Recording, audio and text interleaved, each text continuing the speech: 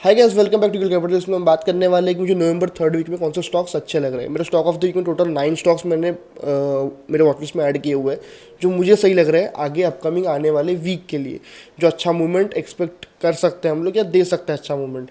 तो देखते हैं कौन से स्टॉक्स है वो। ओके, तो फर्स्ट ऑफ ऑल जो स्टॉक है हमारा वो है ACME, एक्मी सोलार होल्डिंग्स। इसमें भी प्राइस डिमांड जोन पे आ चुकी है, तो चांसेस है कि यहाँ से प्राइस रिवर्सल दे सकता है। रीज़न क्या था स्टॉक का? First of all price up trend में है, जो हमारा फर्स्ट कंडीशन होता है। यस, प्राइस अप ट्रेंड में है। अब पुल बैक देके इस डिमांड जोन पर आ चुकी है। ये डिमांड जोन जो है मैंने ये वाला मार्क किया है, इसे वीकली का सपोर्ट भी है, तो थोड़ा ज़्यादा पावरफुल है ये स्टॉक। तो यहाँ से एक्सपेक्टेड है कि अप मूव आ सकता है। प्राइस यहाँ इस डिमांड जोन पे आ चुकी है। हम लोग एंट्री लेंगे ओनली आफ्टर रिएक्शन। ये रिएक्शन मतलब क्या कि कोई भी ग्रीन कैंडल बनता है या फिर कोई बुलिश कैंडल या रिवर्सल कैंडल बनता है तो फिर हम ट्रेड लेते हैं, तब तक हम लोग ट्रेड नहीं लेंगे। इस प्राइस में अगर देखते हैं, अगर यहाँ पे आया, टारगेट हमारा 1:2 का फिक्स रहता है या उसके ऊपर कम से कम 1:2 लेके हम चलते हैं। तो ये तो हमारा first stock ACME solar holdings.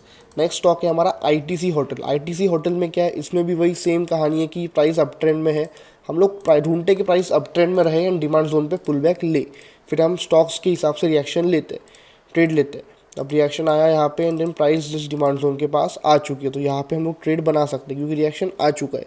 भले ही प्राइस ने इसको टच नहीं किया है इस डिमांड जोन को, बट स्टिल चांस हम ले सकते हैं ट्रेड, कोई दिक्कत नहीं होना चाहिए। हम लोग अगर इसको यहाँ पे ट्रेड बनाएंगे तो हमारा स्टॉप लॉस इसके करीब रहेगा एंड टारगेट रहेगा 1:2 का। ये था हमारा second stock ITC hotel. Price up trend में है, पुल बैक लेकर डिमांड जोन के पास आ चुकी है। जो थर्ड स्टॉक है वो है हमारा एस्ट्रल। एस्ट्रल में इसके पहले मैंने ट्रेड दे चुका हूँ, ये वाला ट्रेड जिसमें हमारा टारगेट हिट हो चुका है। मैंने इसका वीडियो बना के रखा हुआ है, you can watch if you want.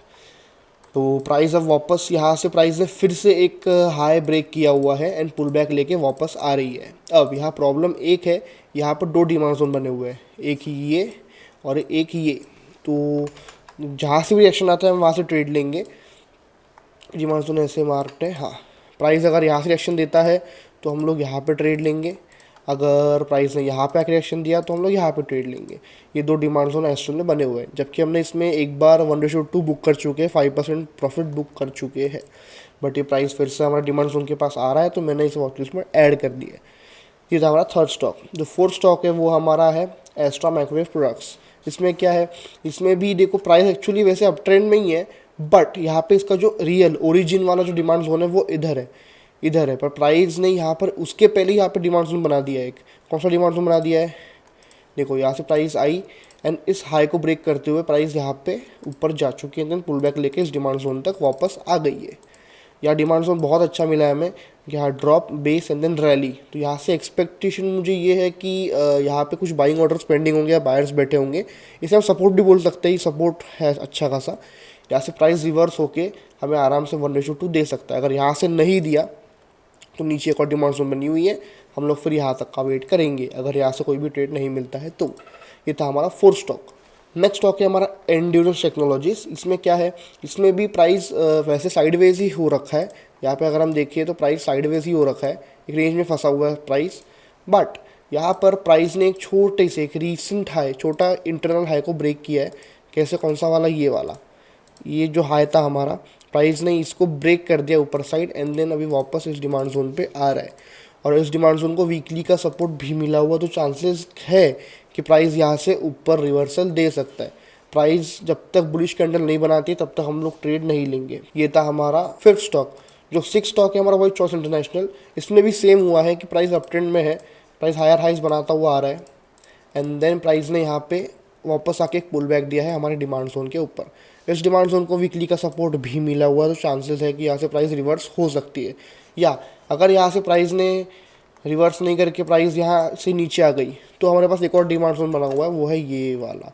यहाँ पर अगर हम लोग, अगर रिएक्शन यहाँ पे आएगा तो हम लोग ट्रेड यहाँ पे लेंगे। ट्रेड अगर रिएक्शन यहाँ पे आएगा तो हम लोग यहाँ पे ट्रेड लेंगे। 2 डिमांड जोन बने हुए हैं। नेक्स्ट स्टॉक है हमारा लास्ट थर्ड स्टॉक, वो है NHPC।